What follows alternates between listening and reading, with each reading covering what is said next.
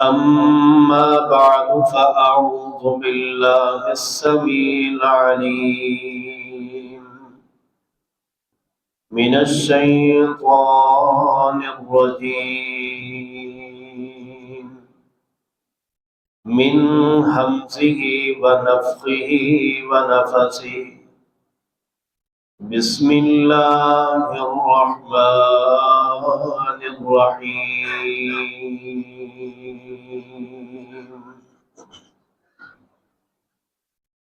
فإن آمنوا بمثل ما آمنتم به فقد اهتدوا وإن تولوا فإنما هم في شقاق فسيكفيكهم الله وهو السميع العليم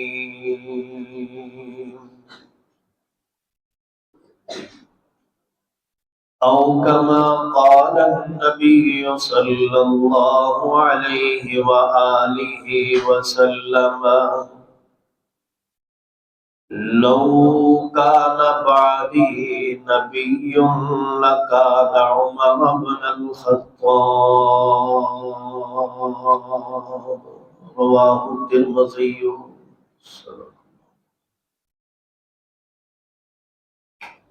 اللہ علیم بذات الصدور الحی القیوم ذو الجلال والاکرام کی حمد و ستائش کے بعد درود و سلام سید القونین آمینہ کے لال بہکر حسن و جمال امام الانبیاء جناب محمد مصطفیٰ صلی اللہ علیہ وآلہ وسلم جی کی ذات اقدس روضہ اطہر اور قبر انور پر معزز برادران اسلام، آج میں ایک ایسی ہستی کا تذکرہ کرنا چاہ رہا ہوں جو عالم اسلام اور تاریخ کے اوراق کے اندر اور جن کو نبی رحمت صلی اللہ علیہ وآلہ وسلم نے اپنے رب سے مانگ کر کے لیا، جناب عمر بن خطاب رضی اللہ تعالی عنہ۔ آج 26 ذی الحجہ ہے، انہی ایام میں سیدنا عمر فاروق رضی اللہ تعالی عنہ پر قاتلانہ حملہ ہوا تھا۔ اگر ان کی سیرت کو انسان اگر نہیں پڑھتا یا نہیں سیکھتا یا اس سے سبق حاصل نہیں کرتا، وہ اسلام کے بہت سارے مسائل سے ناواقف ہوگا۔ یہ ایسے حکمران اور ایسے صحابی تھے جنہوں نے عدل و انصاف کو قائم کیا، جنہوں نے یہ کہا تھا کہ عمر بن خطاب کی حکومت کے اندر، خلافت کے اندر، اگر نہر فرات کے کنارے پر ایک پیاسا کتا بھی مر گیا تو عمر بن خطاب اس کا بھی اپنے رب کے ہاں جواب دے ہے۔ ان کی سیرت ہر دور میں حکومت کرنے والوں کے لیے اور بڑے بڑے عدالتوں میں بیٹھنے والے ججوں کے لیے ان کی سیرت بہت بڑی مثال ہے۔ انہوں نے کس طرح حکومت کی، کس طرح عدل و انصاف کو قائم کیا اور ان کے فیصلے کرنے کی صلاحیت کیا تھی، اور ان کے مدبرانہ اور عالمانہ اور دانشور طریقے سے کس طرح انہوں نے کفار کو بھی جھنجھوڑ کے رکھا ہے، اور جو شام و مصر، فلسطین، عراق، کیسر و کسرا اور دیگر بڑے بڑے ملکوں کو فتح کر کے انہوں نے دائرہ اسلام کے اندر داخل کیا۔ وہ صحابی ہیں جنہوں نے 22.5 لاکھ مربع میل پر حکومت کی ہے۔ سیدنا عمر فاروق رضی اللہ تعالی نام عمر ہے، خطاب کے بیٹے ہیں، لقب فاروق ہے، کنیت ابو حفص ہے۔ 9ویں پشت پر رسول اللہ صلی اللہ علیہ وآلہ وسلم سے جا کے شجرہ نسب مل جاتا ہے۔ والدہ کا نام حنتمہ بنت ہاشم بن مغیرہ ہے۔ آپ کی 7 بیویاں ہیں، 4 بیٹے ہیں، 2 بیٹیاں ہیں۔ 10 سال آپ نے حکومت کی ہے۔ 22.5 لاکھ مربع میل آپ کی حکومت کے اندر، اسلام کے اندر یہ زمین، یہ رقبہ داخل ہوا ہے۔ 26 سال کی عمر میں آپ نے کلمہ پڑھ کے دائرہ اسلام میں داخل ہوئے ہیں، اسلام قبول کیا ہے۔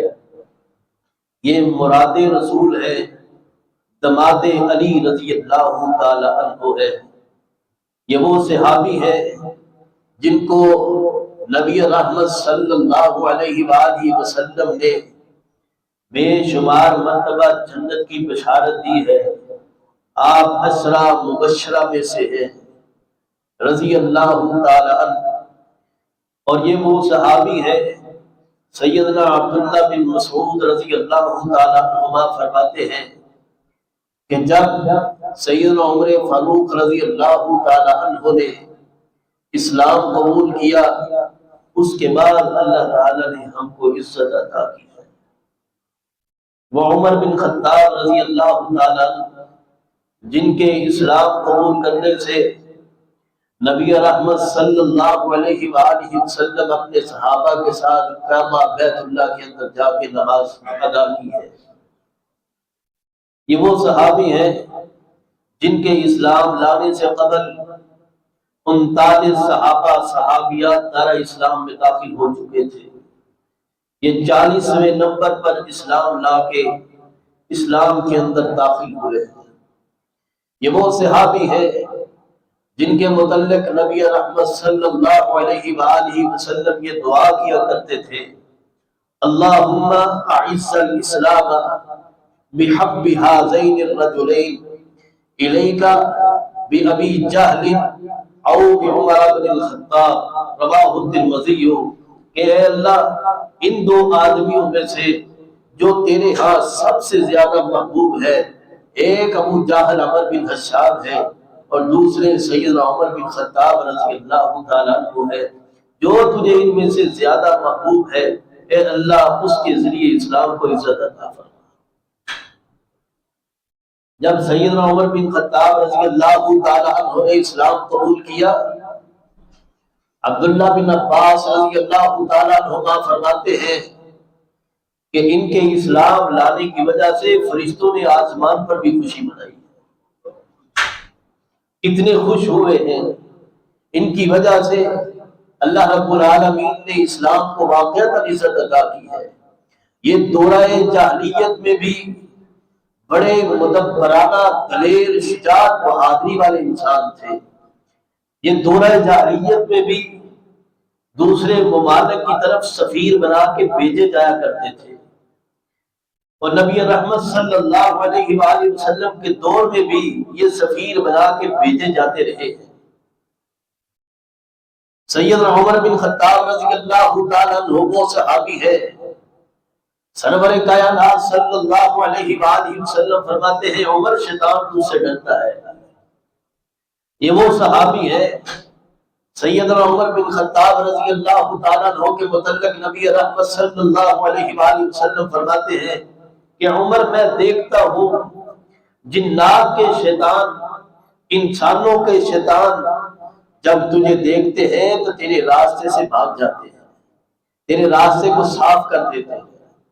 سیدنا عمر بن سیدنا سعد بن وقاص رضی اللہ تعالیٰ عنہ بیان کرتے ہیں نبی رحمت صلی اللہ علیہ وآلہ وسلم کے پاس قریش کی یعنی امہات المؤمنین رضی اللہ تعالیٰ عنہ بیٹھی ہوئی نان و نفقہ کا مطالبہ کر رہی تھی۔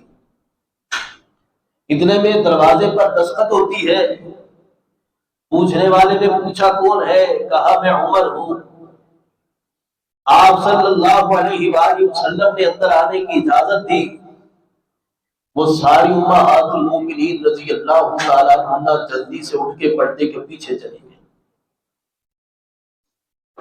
سیدنا عمر بن خطاب کمرے میں داخل ہوتے ہیں، کیا دیکھتے ہیں کہ رسول اللہ صلی اللہ علیہ وآلہ وسلم مسکرا رہے ہیں۔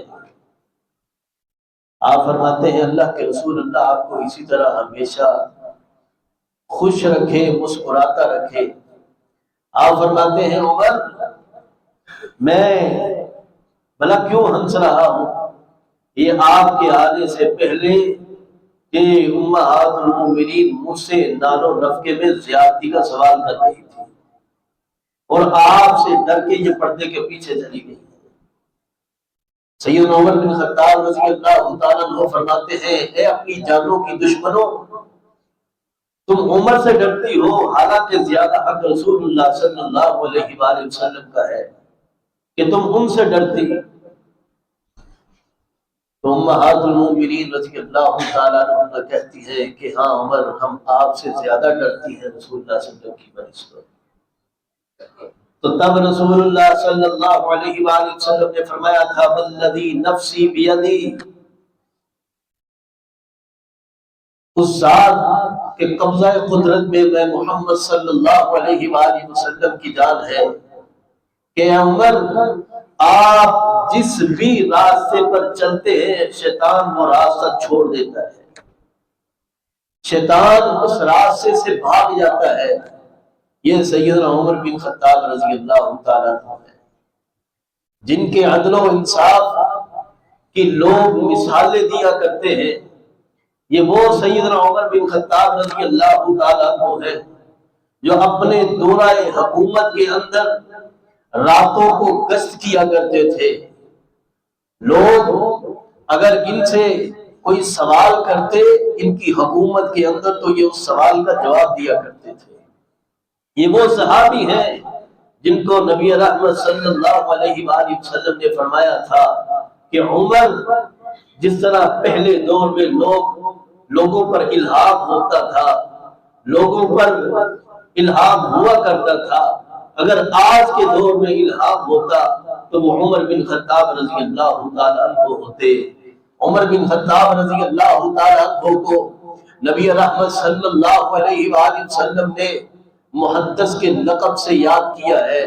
سیدنا عمر بن خطاب رضی اللہ تعالیٰ عنہ وہ ہے کہ ان کو کرتے تقسیم کیے گئے ان کی حکومت کے اندر۔ سیدنا عمر بن خطاب رضی اللہ تعالیٰ جو چادریں تقسیم ہوئی تھی ان کے کرتے سلوا کے سیدنا عمر بن خطاب رضی اللہ تعالیٰ عنہ نے پہن کر منبر پر بیٹھے۔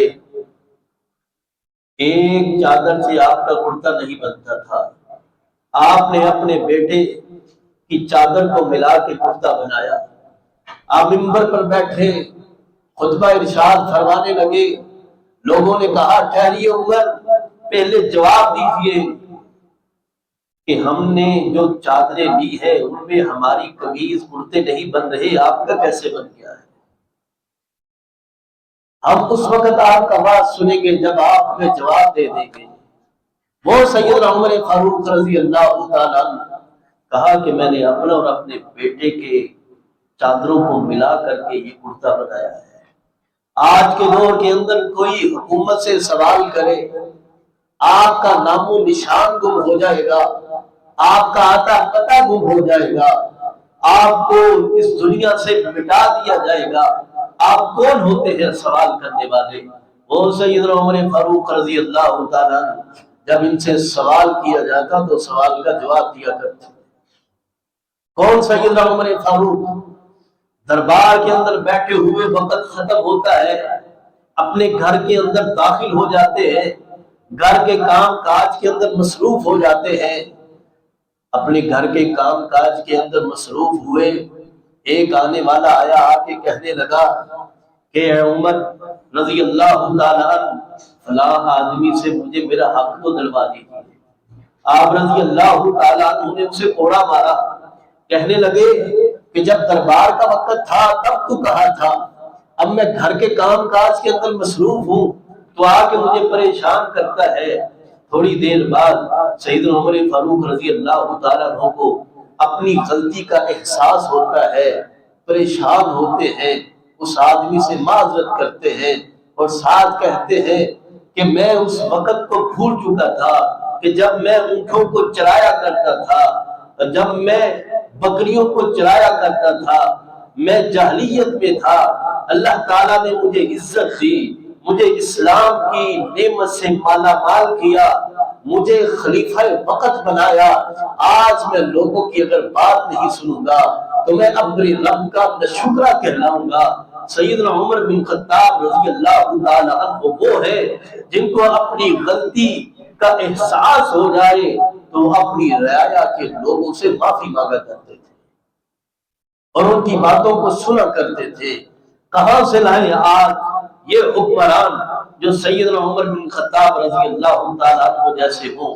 اس لیے کوئی بھی حکومت میں ہو، جہاں بھی حکومت ہو، پوری دنیا میں جہاں کہیں کوئی حکمران ہو، اسے چاہیے کہ وہ سیدنا عمر بن خطاب رضی اللہ تعالیٰ عنہ کی سیرت کا ایک مرتبہ مطالعہ ضرور کرے۔ اگر کسی کے پاس کوئی عہدہ ہو، وہ اس عہدے کو سامنے رکھتے ہوئے آپ رضی اللہ تعالیٰ عنہ کی سیرت کا مطالعہ ضرور کریں۔ کون سیدنا عمر بن خطاب رضی اللہ تعالیٰ عنہ؟ عمر بن عاص رضی اللہ تعالیٰ عنہ مصر کے گورنر ہے۔ گورنر کے بیٹے نے شراب کی حالت میں عام آدمی کو کوڑا مارا ہے اور وہ مدینہ میں آ کے عمر بن خطاب رضی اللہ تعالیٰ عنہ کی عدالت میں شکایت کرتا ہے۔ وہاں مصر سے باپ بیٹے دونوں کو بلایا گیا اور مصری آدمی کو کہا گیا کہ آپ کو جتنے اس آدمی نے کوڑے مارے ہیں اس کو کوڑے مارے جائیں۔ کوڑے مارنے جتنے مارے تھے وہ سزا پوری ہونے کے بعد ایک کوڑا عمر بن عاص رضی اللہ تعالیٰ عنہ کے سر پر لگوایا، کہا کہ آپ کے ہوتے ہوئے آپ کی حکومت کے اندر، آپ کی گورنری کے اندر آپ کا بیٹا لوگوں کے اوپر ظلم و ستم کر رہا ہے۔ یہ بات سامنے رکھیں۔ آج ہمارے M L A M P O کی جو اولادیں ہیں ان کو سامنے رکھیں، سرکاری گاڑیوں کو چلاتے ہوئے عام رعایا کو روڈ ایکسیڈنٹ کیا جا رہا ہوتا ہے، اپنی گاڑیوں کے نیچے روندا جا رہا ہوتا ہے۔ یہ کہاں کا انصاف ہے؟ یہ ہے سیدنا عمر بن خطاب رضی اللہ تعالیٰ عنہ جنہوں نے عدل و انصاف کو قائم کیا تھا۔ وہ سیدنا عمر بن خطاب رضی اللہ تعالیٰ عنہ دریائے نیل کے متعلق آپ کا واقعہ آتا ہے کہ وہاں کے رہنے والے لوگ وہ کہتے ہیں کہ ہم ہر سال ایک جوان لڑکی دریائے نیل کے حوالے کیا کرتے ہیں، تب اس کا پانی جاری اور ساری رہتا ہے۔ گورنر یہ بات امیر المومنین سیدنا عمر بن خطاب رضی اللہ تعالیٰ عنہ کو بتلائی۔ آپ نے خط لکھا اور وہ خط دریا کے سپرد کیا گیا۔ کہا کہ اگر تو اپنی مرضی سے بہتا ہے تیرے بہنے کی ہمیں کوئی ضرورت نہیں ہے، اگر تو اللہ کے حکم سے بہتا ہے تو ہم دعا کرتے ہیں اللہ تعالیٰ تجھے جاری اور ساری کرے۔ پھر اس کا پانی روا ہوا، چلتا گیا۔ یہ ہے سیدنا عمر بن خطاب رضی اللہ تعالیٰ عنہ۔ اس لیے اللہ رب العالمین نے قرآن مجید کے اندر فرمایا ہے فَإِنْ آمَنُوا بِمِثْلِ مَا آمَنْتُمْ بِهِ فَقَدِ اهْتَدَوْا۔ اگر تم ایمان لانا چاہتے ہو تو ان صحابہ جیسا ایمان لے کر کے آؤ جنہوں نے ایمان لا کے نبی رحمت صلی اللہ علیہ وآلہ وسلم کی اطاعت اور فرما برداری کی حد کر دی ہے، انتہا کر دی ہے۔ جہاں روکا ہے رک گئے ہیں، جہاں اطاعت کا حکم دیا ہے وہاں اطاعت اور فرما برداری کی ہے۔ یہ ہے سیدنا عمر بن خطاب رضی اللہ تعالیٰ عنہ، جو راتوں کو گشت کیا کرتے تھے۔ ایک گھر سے بچوں کے رونے کی آواز آتی ہے، کیا دیکھتے ہیں کہ بچوں کی ماں نے سادے پانی کی پتیلی کو چولہے کے اوپر چڑھایا ہوا ہے، بچوں کو یہ دلاسا دے رہی ہے کہ کھانا تیار ہو رہا ہے۔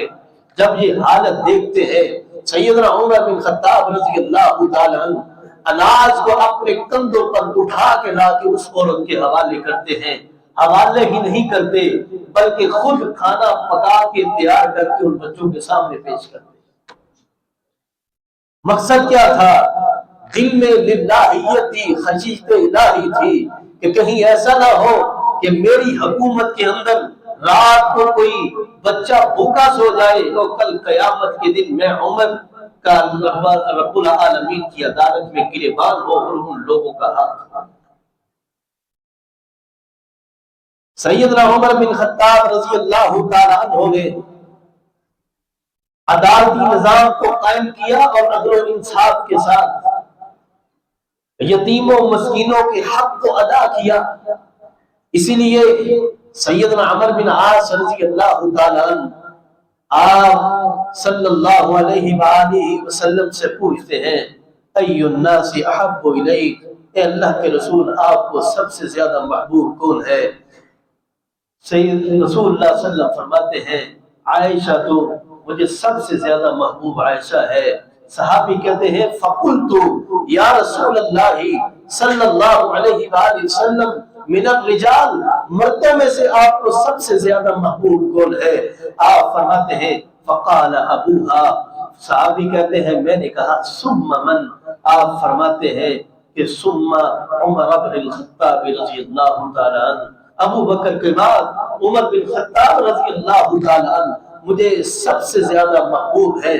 فعد رجالا، صحابی بیان کرتے ہیں اس کے بعد رسول اللہ صلی اللہ علیہ وآلہ وسلم نے دیگر صحابہ کے ناموں کو گنوایا ہے۔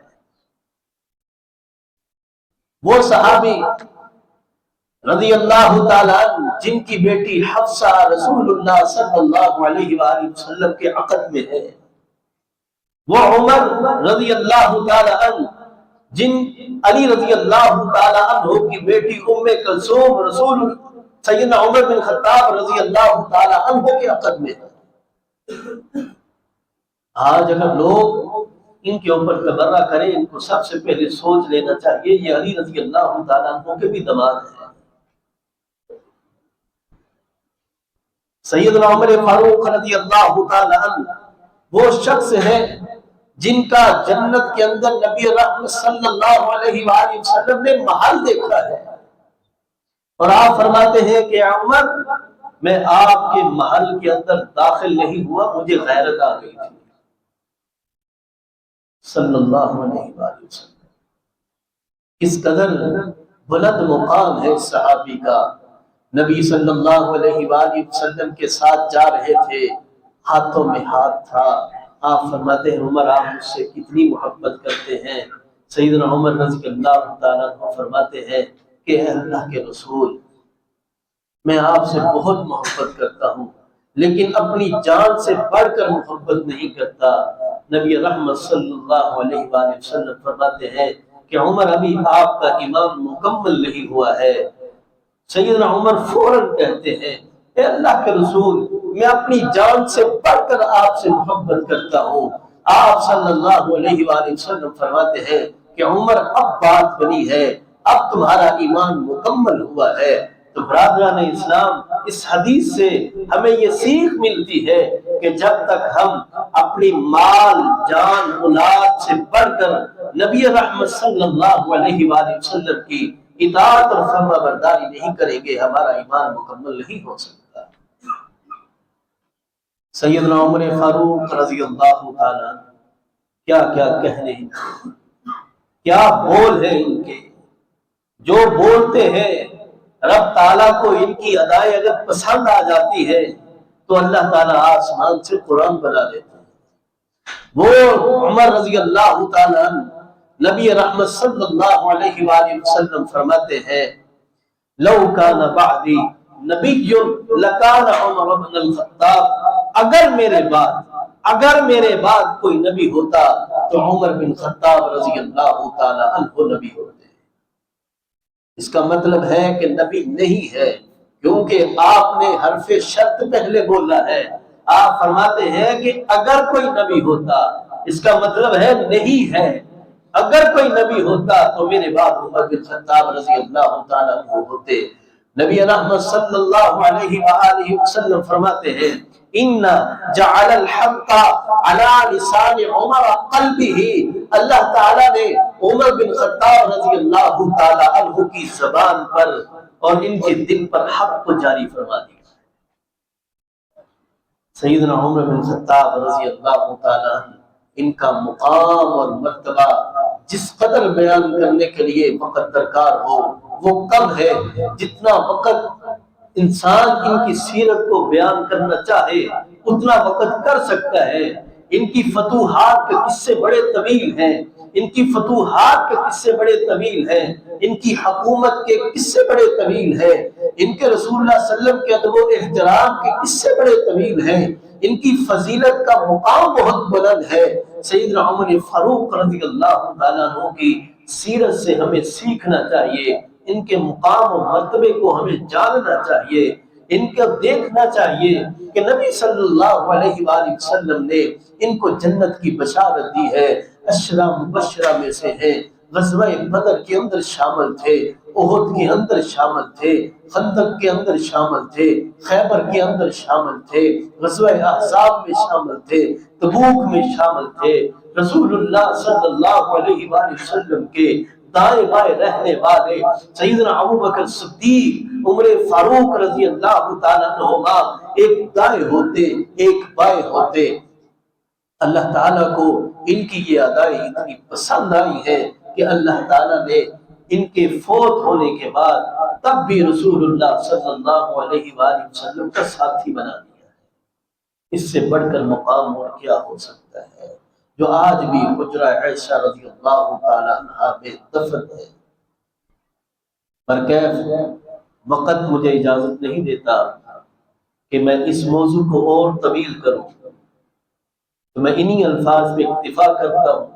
انشاءاللہ آئندہ خطبہ جمعہ بشرط زندگی وفات اور شہادت سیدنا عمر بن خطاب رضی اللہ تعالیٰ عنہ پر ہم گفتگو کریں گے اور یہ سیکھیں گے کہ احادیث کے اندر اور سیرت کی کتابوں کے اندر آپ کے متعلق کیا کیا روایات درج ہیں۔